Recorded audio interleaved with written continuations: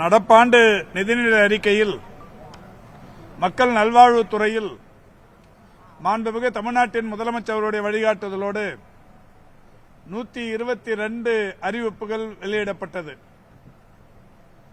அறிவிக்கப்பட்ட 122 அறிவிப்புகளில் இதுவரை 96 அறிவிப்புகளுக்கான அரசாணைகள் வெளியிடப்பட்டிருக்கிறது. 4 அறிவிப்புகள் செயலாக்கம் பெற்று முடிவுற்றிருக்கிறது. அந்த வகையில் அறிவிப்பு எண் 91 இன்றைக்கு செயலாக்கம் பெற்றிருக்கிறது. இந்த அறிவிப்பு எண் 91 என்பது கருவின் தன்மையை வெளியிட தடையும் அச்சட்டத்தினை திறம்பட செயல்படுத்த மேம்பாட்டு பயிற்சியும் அளிப்பது என்பதாகும். அந்த வகையில் ஒரு 4 மண்டலங்களாக தமிழ்நாட்டை பிரித்து சென்னை, கோவை, மதுரை, கன்னியாகுமரி ஆகிய 4 மண்டலங்களில் கருவுறுதலுக்கு முன் மற்றும் பிறப்பிற்கு முந்தைய கருவின் தன்மையை தொழில்நுட்ப முறைகள் பாலின தேர்வை தடை செய்யும் சட்டம் 1994 அதனுடைய செயல் திட்டத்தை மேம்படுத்தும் வகையில் திறன் மேம்பாட்டு பயிற்சி இன்றைக்கு வழங்கப்படவிருக்கிறது. ஒரு 4-5 அமர்வுகளின் மூலம் பல்வேறு சிறப்புக்குரிய மருத்துவர்கள் இங்கே பேசவிருக்கிறார்கள். சட்டப்பூர்வமாகவும் அறிவியல் பூர்வமாகவும் பல்வேறு கருத்துக்கள் இங்கே எடுத்து வைக்கப்படவிருக்கிறது. இந்த திறன் மேம்பாட்டு பயிற்சி முகாமில் அரசு மற்றும் தனியார் மகப்பேறு மற்றும் நுண்கதிர் மருத்துவர்களுக்கு விழிப்புணர்வு பயிற்சியும் அளிக்கப்படவிருக்கிறது. தமிழ்நாட்டை பொறுத்தவரை இந்த பிசிபி என்டிடி 1994 எனும் சட்டத்தின்படி பதிவு பெற்ற அரசு மற்றும் தனியார் ஸ்கேன் நிலையங்கள் 8922. அதில் சென்னையில் மட்டும் 2059 ஸ்கேன் மையங்கள் பயன்பாட்டில் இருந்து வருகிறது. இந்த அரசு பொறுப்பேற்ற சமயத்தில் குழந்தை பாலின விகிதம் என்பது 1000 ஆண் குழந்தைகளுக்கு 931 பெண் குழந்தைகள் என்கின்ற விகிதம் இருந்ததை இந்த அரசு எடுத்து வருகிற பல்வேறு நடவடிக்கைகள், மகப்பேறு இறப்பு விகிதம், குழந்தைகள் பிறப்பு இறப்பு விகிதம் போன்ற பல்வேறு நடவடிக்கைகள் எடுத்து வருவதன் மூலம் இன்றைக்கு 940 பெண் குழந்தைகள் என்று வந்திருக்கிறது. ஆனால் இந்த அரசின் இலக்கு என்பது ஆண் குழந்தைகள் விகிதத்திற்கு சரிசமமாக பெண் குழந்தைகள் இருக்க வேண்டும் என்கின்ற இலக்கை எட்டுகிற வகையில் இந்த சட்டத்தின் சாராம்சங்களை அனைவரும் புரிந்து கொள்ள வேண்டும் என்பதற்காகத்தான் இந்த பயிற்சி முகாம் இன்றைக்கு இங்கே தொடங்கி வைக்கப்படுகிறது. அதோடு மட்டுமல்லாது இந்த மேம்பாட்டு பயிற்சி முகாம் தொடங்கி வைக்கும் இந்த வேளையில் PCB entity act 3.0 online portal ஒன்றும் இப்பொழுது தொடங்கி வைக்கப்பட்டிருக்கிறது.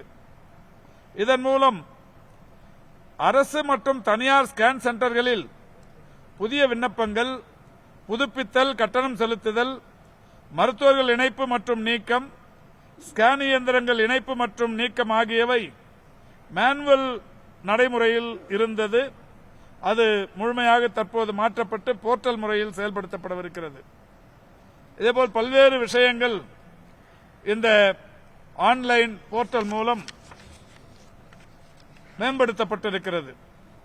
அதோடு மட்டுமல்லாது தனியார் மருத்துவர்கள் மற்றும் மருத்துவமனைகள் அரசுடன் இணைந்து மகப்பேறு சம்பந்தமான அனைத்து நடைமுறை மற்றும் சிக்கல்களை சட்டப்படி எப்படி கையாள்வது என்பதை தெரிந்து கொள்ளும் வகையில் கையேடு ஒன்றை இன்றைக்கு அரசின் சார்பில் வெளியிட்டிருக்கிறோம்.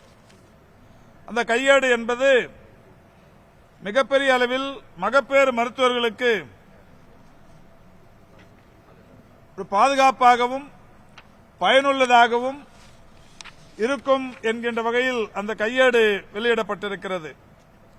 மகப்பேறு மருத்துவர்கள் பின்பற்றப்பட வேண்டிய நடைமுறைகள் பற்றிய அந்த கையேடு அரசு மற்றும் தனியார் மருத்துவமனைகளில் பணியாற்றுகிற அந்த மகப்பேறு மருத்துவர்களுக்கு பெரிய அளவில் அது உறுதுணையாக இருக்கும். அந்த கையேட்டிற்கு கூட உயிர் தரும் தாய்மார்கள் உயிர் வாழ வேண்டும் என்கின்ற வகையில் தலைப்பிடப்பட்ட அந்த கையேடு இன்றைக்கு வெளியிடப்பட்டிருக்கிறது. ஆக இந்த 3 பெரும் நிகழ்வுகளை ஒருங்கிணைத்து நடைபெற்றுக் கொண்டிருக்கின்ற இந்த நிகழ்ச்சிக்கு துறையின் செயலாளர் தலைமை பொறுப்பேற்றிருக்கிறார். NHM MD அவர்கள், துறையின் 3 செயலாளர்கள் DMS, DME, DPH போன்ற துறை தலைவர்கள் கலந்து கொண்டு சிறப்பித்திருக்கிறார்கள். கொரோனாவுடைய தொற்று முகக்கவசம் சுகாதாரத்துறை சொல்லியிருக்காங்க, அது கட்டாயமாக்கப்படுமா இல்ல எப்படி, எந்த லெவல்ல?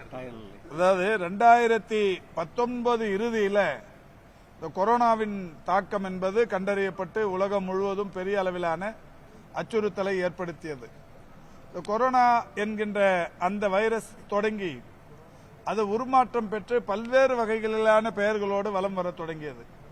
Corona, alpha, beta, delta, delta plus, gamma, kappa, omicron, இப்படி பல்வேறு வகைகளிலான பெயர்களோடு அது வலம் வந்து கொண்டிருந்தது. இப்பொழுது அந்த கொரோனா பாதிப்பு என்பது 2023 மே திங்கள் 5ஆம் தேதி வரை அதிகாரப்பூர்வமாக WHO ஒரு நெருக்கடி நிலையை அறிவித்து அதுவரை நடைமுறையில் இருந்தது. 2023 மே 5ஆம் தேதி தான் WHOவின் இயக்குநர் டாக்டர் டெட்ரோஸ் அவர்கள் அந்த நெருக்கடி நிலையை திரும்ப பெற்றுக் கொண்டார். அதுக்கப்புறம் இந்த கொரோனா அந்த நடைமுறைகள் எதுவுமே இல்லாம போச்சு. ஆனாலும் இந்த கொரோனா என்பது இப்ப இந்த உருமாற்றம் பெற்று வருகிற அந்த எந்த விதமான வைரஸா இருந்தாலும் அது பெரிய அளவிலான பாதிப்பை ஏற்படுத்துவதில்லை. ஒரு 2-3 நாள் சளி, காய்ச்சல், இருமல் இந்த மாதிரியான உபாதைகளோடு அது முடிந்து விடுகிறது. அந்த வகையில் தான் இப்பவும் கூட இந்தியா முழுக்க இன்னைக்கு ஒரு 1500க்கும் 1800க்கும் மேற்பட்டவர்களுக்கு தமிழ்நாடு மட்டுமல்ல இந்தியா முழுவதும் இருக்கிற அனைத்து மாநிலங்களிலும் கொரோனா இருப்பது கண்டறியப்பட்டிருக்கிறது. தினந்தோறும் இப்ப எல்லாரையும் டெஸ்ட் எடுத்தா நிச்சயம் எல்லாருக்கும் கூட அதுல நிறைய எண்ணிக்கையில் இருப்பதற்கு வாய்ப்பு இருக்கிறது. நம்ம அரசாங்கத்தின் சார்பில், பொது சுகாதாரத்துறையின் சார்பில் இந்த பாதிப்புகள் வர தொடங்கியவுடனே மாண்புமிகு முதல்வர் அவர்களுடைய வழிகாட்டுதலை பெற்று பூனேவில் இருக்கிற இந்த வைரஸ் பற்றிய அந்த நேஷனல் இன்ஸ்டிடியூட் ஆஃப் வைராலஜி என்கின்ற அமைப்பு பூனேல இருக்கு. அதுக்கு ஒரு 19 மாதிரியை அனுப்பணும். 19 மாதிரிகளுக்கான இது ரிசல்ட்டும் அனுப்பியிருக்காங்க.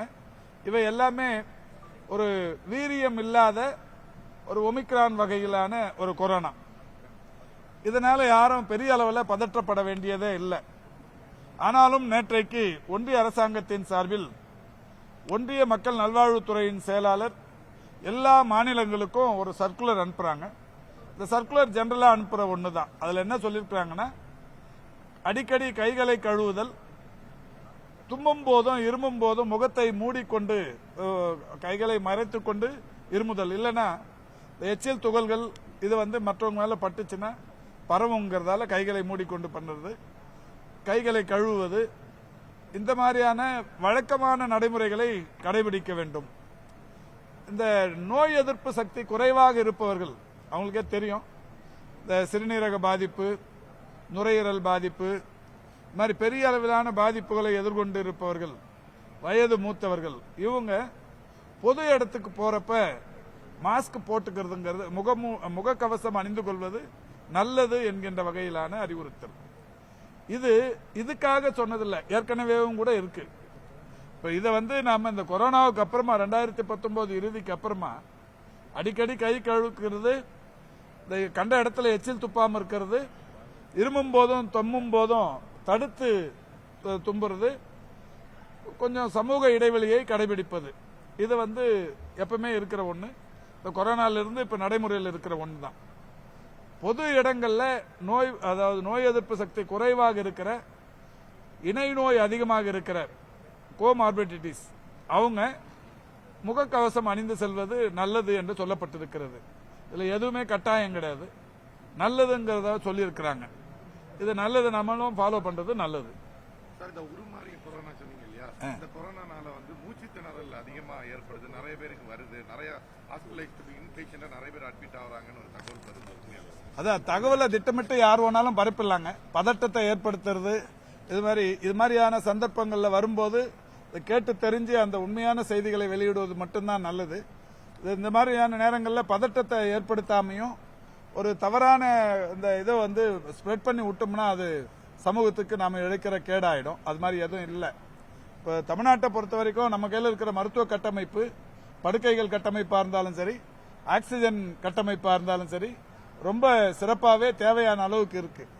எல்லா மருத்துவமனைகள்லயும் தனி வார்டுகள், பிரத்யேகமான வார்டுகள் எல்லா மருத்துவக் கல்லூரி மருத்துவமனைகள்லயும், டிஸ்ட்ரிக்ட் ஹெட் குவார்டர்ஸ்லயும், தாலுக் ஹெட் குவார்டர்ஸ்லயும் எல்லா இடத்துலயும் இருக்கு. அதனால பதட்டப்பட வேண்டியதே இல்லை. இது வழக்கமா நடக்கிற ஒண்ணு. இப்போ இதுக்கு முன்னாடி இப்போ அதிகம் 1800 பேருக்கு வந்திருக்குன்னு சொல்றாங்க இந்தியா முழுக்க. இது உலகம் முழுக்கமே இருக்கு. யாரும் எங்கேயும் எந்த விதிமுறைகளையும் பெருசா எடுத்துட்டு போறதில்லை. இது மாதிரி இது வந்துட்டா மூச்சு திணறல் அதிகமாயிரும், அவங்க பெட்டு கிடைக்காம அங்க அவசப்படுறாங்க. இந்த மாதிரியான வதந்திகளை யாரும் தயவு செஞ்சு, அதாவது வதந்தி தான் பெரிய நோய். அந்த வதந்திகளை கிளப்பாம இருக்கிறது ரொம்ப நல்லது.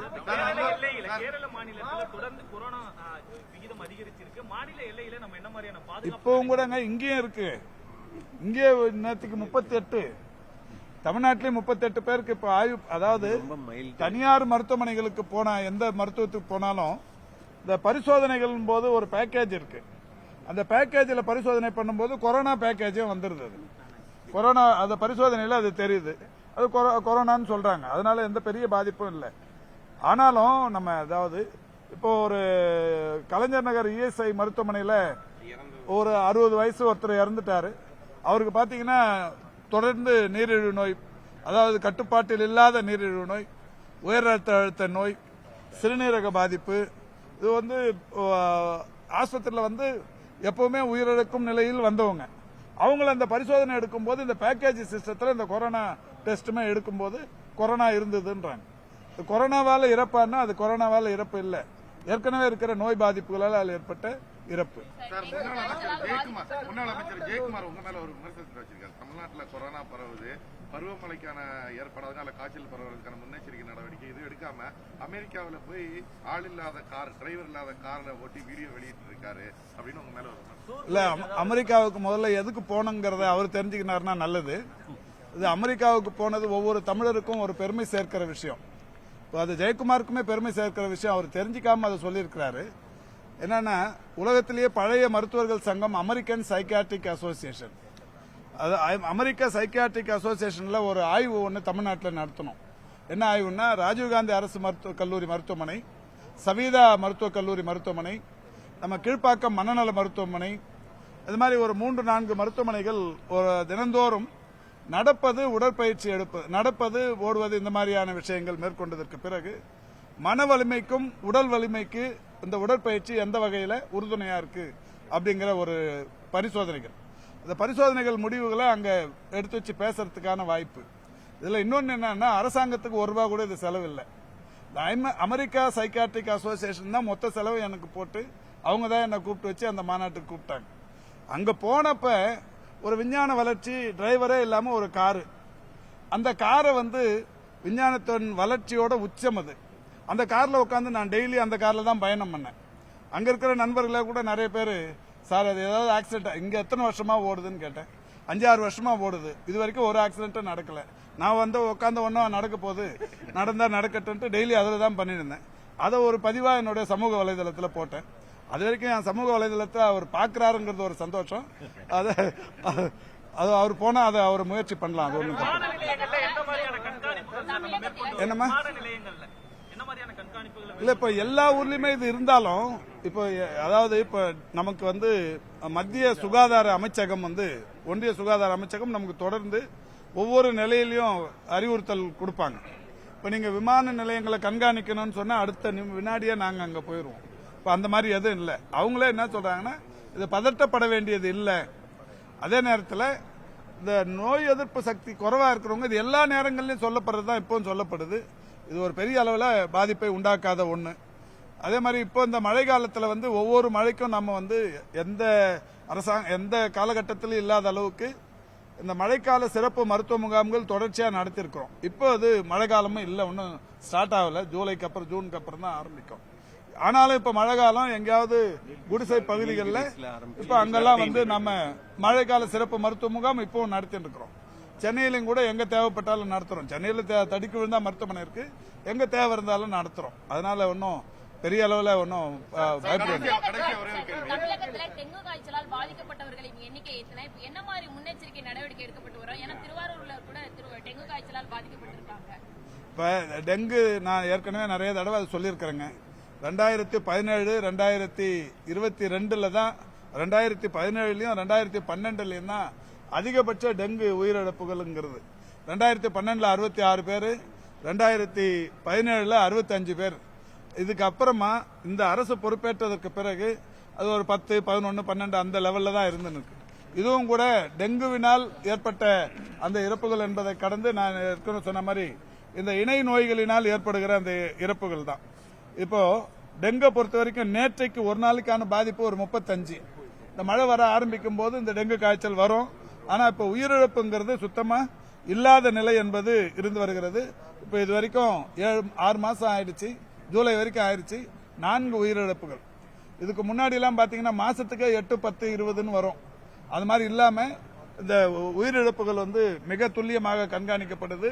இந்த உள்ளாட்சி அமைப்புகளோட சேர்ந்து அந்த தண்ணீர் தேங்கி நிற்கிற அந்த கொசுக்கள் உற்பத்தி ஆகாமல் தடுக்கிற அந்த பணிகளை உள்ளாட்சி அமைப்புகளும் மிக சிறப்பாக செய்து வருகிறது என்பதற்கு டெங்குவின் இன்றைய நிலை சான்று. தமிழகத்துல கரூர்ல வந்து கண்டுபிடிக்கிற தடுப்பு முறை எடுத்துக்கிறீங்க, மீறி ஒரு சில மாவட்டங்களை செய்யறாங்க. அந்த மீறி என்ன மாதிரி கடுமையான நடவடிக்கை எடுக்கப்படுமா? இல்ல, இது ஏற்கனவே இதுக்கு ஒரு கடுமையான சட்டம் இருக்கு. இந்த சட்டம் பற்றி தான் இப்ப சொன்னேன்.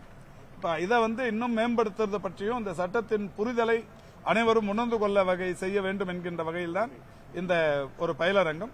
இதுல தனியார் மருத்துவமனைகளும் இதுல சேர்றாங்க.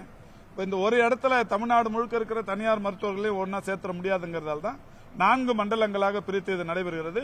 முதல் நிகழ்ச்சியா இது இன்னைக்கு நடக்குது. தொடர்ந்து மற்ற இடங்கள்ல இது நடக்கும். தமிழ்நாட்டுல வந்து பீடி சிகரெட் விற்பனை செய்வதற்கு தனி உரிமம் பெற வேண்டும். அந்த நடைமுறை விரைவில் அமல்படுத்தப்பட உள்ளதாக தகவல். இது வெறும் ப்ரொபோசல் ஸ்டேஜ் தான், இன்னும் அது நடைமுறைக்கு வரல. அது வந்ததுக்கு அப்புறம் தமிழ்நாட்டுல சொத்து வரி, அதே போல மின்சார கட்டணம் உயர்ந்திருக்கு. இப்படின்ட்டு பல்வேறு இடங்கள்ல பொருளாதார ரீதியில மக்கள் வந்து பாதிக்கப்படக்கூடிய நிலையில நேற்றுக்கு வந்து தமிழக அரசு ஒரு அறிவிப்பை வெளியிட்டிருக்கு. கேளிக்கை வரி, அதாவது சினிமா படங்களுக்கு 8% இருந்த வரியா 4% குறைச்சிருக்காங்க. இது வந்து ஒரு விமர்சனத்துக்குள்ளாயிருக்கு. மின்சார கட்டணம் மக்களுடைய இயல்பாக அவங்க எல்லாமே உயர்ந்துட்டு இருக்கும் போது இதை போய் கேளிக்கை வரி கம்மி பண்ணிருக்காங்களே. டெய்லி ஏதோ உயர்ற மாதிரியும் நீங்க சொல்றது பார்த்தா அதெல்லாம் மக்கள் வந்து அதாவது எப்படி சொல்றீங்கன்னு தெரியல. அது என்ன நோக்கம் இல்ல இப்போ அதாவது கட்டணங்கள் உயர்ந்ததுங்கிறது வந்தது முடிஞ்சு இப்போ அதெல்லாம் நடைமுறைக்கு வந்து ஒரு சகஜ நிலைக்கு வந்துருது.